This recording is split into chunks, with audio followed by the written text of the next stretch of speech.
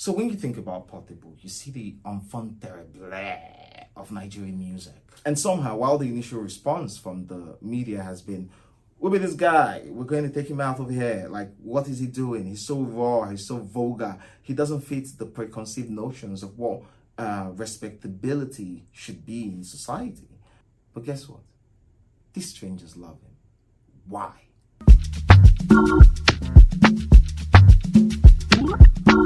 But first, why did people like Portable? People like Portable because he brought something different to the scene. And you could see that in Zazu, although it had, Fortune smiled on him and he had Pokoli and Olamide do their bit on it. It was still very much a new sound he was bringing, a sound that he had, incubated in the streets, a sound that he had, pushed for years trying to make this happen. And all of a sudden, mainstream is giving him attention. Portable had something different. So Portable was coming from a part of the industry, a section of the industry that always provided crates, the streets. And this was new. And so we all fell in love with it. Zazu, Zazu, we all danced, everybody was happy. And then Portable began to show us. Progressively taking people down, like sitting on very revered statues, campaigning for 3 different political parties. Introducing a wife and a girlfriend to you. Talking out of his ass when he said he founded 1 million boys. That's such a silly thing to say. Like, I don't understand this, man. And because we know Portable, Akoi Grace, you're not the founder of 1 million boys. No, you're not. Police investigation, the head is banning him, something that was very much against. The head is trying to ban Portable, for doing that. And why was I, first, with all of this string of, misdemeanors, controversies, Nigerians still love him. Portable is one of the most booked. Portable gets all the shows. Portable's traveling all over the world. He's touring European cities, going to perform Zazu and Azaman, So this is what it speaks to us. Portable speaks to us in a number of ways. First, Nigerians love spark. Okay, apart from the fact that we're extremely obsessed with each other, that's humanity's biggest feeling. We're extremely obsessed with each other. Like, Portable, I want to see what they do. Because what they do. And so, we're extremely obsessed with each other. We move beyond, we like drama, we like spark, we like anything to make the wait between now and the end of our lives more fun, our deaths. And Portable offers us that substance. Okay, Portable offers us that substance. He continues to give us that. He has, every week there's a new Portable thing. There's one on Buhari and fuel scarcity now. Tomorrow there might be one on, I don't know. Like Don Jazzy recently said in my podcast that he, on Afrobeats Digest podcast, check it out and subscribe. And he said he uses Portable and his masterful handling of social media to teach his artists, his new signees and the academy members in that pipeline, that conveyor belt. He uses Portable's relentlessness, Portable's overabundance, Portable's mass sensory overload of Nigerians to teach his artists how to use social media. More is more. There's no less is more. So I expect Portable to wake up tomorrow and just say, now me they turn Marvin artist, Akoi Grace, Akoi social media, the one they rip him. I expect Portable to give us that. But beyond that, beyond all of that, we love Portable for that. And then we also love Portable because of his anti-establishment positioning, his anti-establishment. Apart from that, we also love Portable because of his anti-establishment posture. Like, Portable is ungovernable.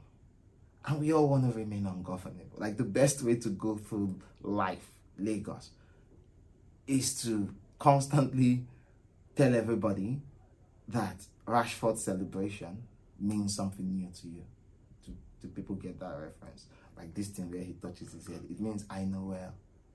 And so Portable is the quintessential Lagosian, from the thickest parts of it.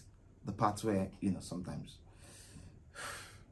none of us know what Portable is doing is different. So we like anti-establishment people who would look at the system and say, no, we don't. People who would rebel against the system. Think about Nigerians. Think about our military, our echoes. No? Think about Nigerians. Think about the hangover of our military junta and the military regime and all of the leadership that came with uniforms and stripes.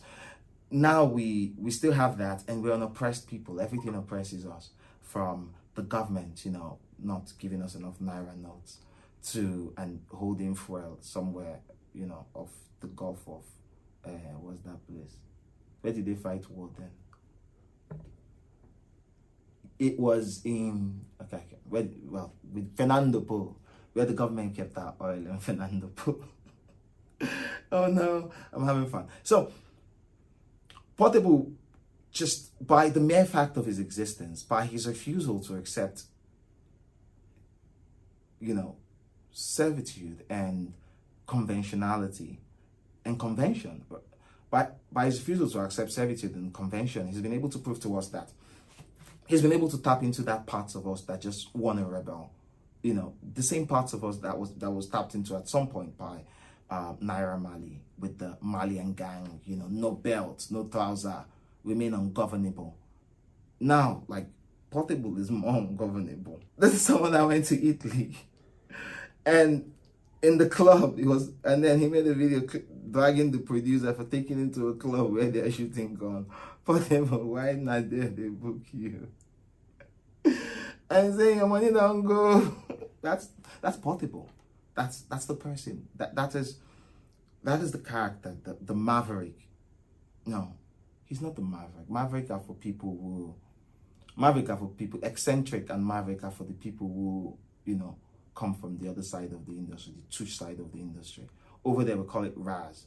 He's Raz and he's aggressive. And beyond Portable, look at our culture, our love, our insistence on anti-establishment love and affinity. We think of Fela. Fela is respected. Why? Because he was fighting government. Military regime, paid a lot of price for it. His mother paid the ultimate price, all of that, but he fought. And so up to this day, those anti-establishment ideals, though, that combatant feel, it's part of what have made him a legend, what have carried him all through, and continue to make him a symbol that we and all the creatives after us continue to forever reach at his brilliance. And we've also seen the love Fowles has gotten. People like Fowles, Mr. Macaroni, all the people who are entertainers and stand against the government, or stand for something. We've seen that happen. And somehow, as long as you stand against the order, as long as you're going to tap into something. We are an oppressed generation. The foots, we have multiple boots down our neck. And if someone uses culture and says, haha, we're fighting back, bro, it's on, I'm awake. And that's what it is for us. And that's why we love Portable. And then when you think about the nature of Portable's music, you discover that Portable is alternative. I know we'd like to think about alternative as this, when we think of alternative in Nigeria, we think of Alte. We think of this lo-fi. We think of these surreal way of making music where everything is tuneless and slow, like Kuti and LSD. Swish. But no, that's different. No. Oh no, I'm having too much fun, I tell you. God, they should never have given us cameras and mics. Podcast homies. Yeah, that's a better word. And so, we've seen that happen. We've seen people tap into that. For music, Portable makes alternative music. And I call it alternative because Portable makes the type of music that people listen to in Agege. People listen to it in the core street. You think Olamide is street? You think, all of, Zlatan is straight. They are all straight, yes. They represent all of that. But Portable comes from the part of the street where straight people point and say, nah, trenches be that. Like, that trenches has two-factor authentication. Like You leave the street, then you enter real street. Like, this is the Neo Igbo. I'm just on fire, man. So, so Portable comes from there, and he's not left yet. No matter how successful he's gotten within this short time, he's not left yet. He continues to shine light there. I think we've not had people, and for the people who've come from that sort of environment, when they attain any sort of loveliness or shine, or fortune smiles on them and they get the hit that cracks the mainstream framework, and now they have a hit song. What people do is they leave home, they leave those areas, and then they go to Lekki, they go to VI, they go to Magodo, they go to all those places, and then they rent houses. Then maybe they get an Afrobeat to the world hit. I'm on the US, so they really forget area. Well, Portable has not left his people. Portable continues to be there. You could see videos of Portable, with his hood gang, smoking like straight up from the ones that missed NDLA and the containers that missed NDLA. So Portable, is a champion from that end. You can see Portable move from corner to corner, reminiscent of Jesus of Nazareth. And he's not healing the sick this time, but he's engendering community. He's settling scores between estranged lovers. He's handing out cash, to not random people, to people in the community, giving back to them. Portable is loved, and that's why he is such an icon to the masses that he has Odogu Bita's sponsorship. This is a person that is repugnant. Is that how they pronounce it? Repugnant. That's how I used to say it. Repugnant. You think this guy repulsive? You think him, of dastardly character. But guess what? He's loved. He continues to perform at the highest levels of society. He has an alternative market that sorts out. Like, he operates in a parallel industry, that alternative part of music that we like to call street music. But this is like the deeper one. He has a parallel market. He gets paid. He invests in the market. He releases music. He releases projects. They go through that system. They bring shows. They bring streams. He makes enough to flex and to maintain a harem. So it's a parallel industry that clearly generates value. In December, while people were performing in a code, the Portable was performing to crowds, thousands in Agege. The only reason why we don't have a lot of journalists there is that a lot of journalists cannot navigate the streets. And so there's no proper documentation of those places. But Portable was doing the thing. Even when, something that happened in Agege where he fought with Small Doctor, it became national news, just like a lot of other things. Portable is the owner of the news cycle. So Portable continues to shine a light on that. And this is why I had a problem with the people who supported the headers banning him. A big problem. And full disclosure, I was invited to join the headers and academy, but I had so much to create, so I missed out on it. So full disclosure.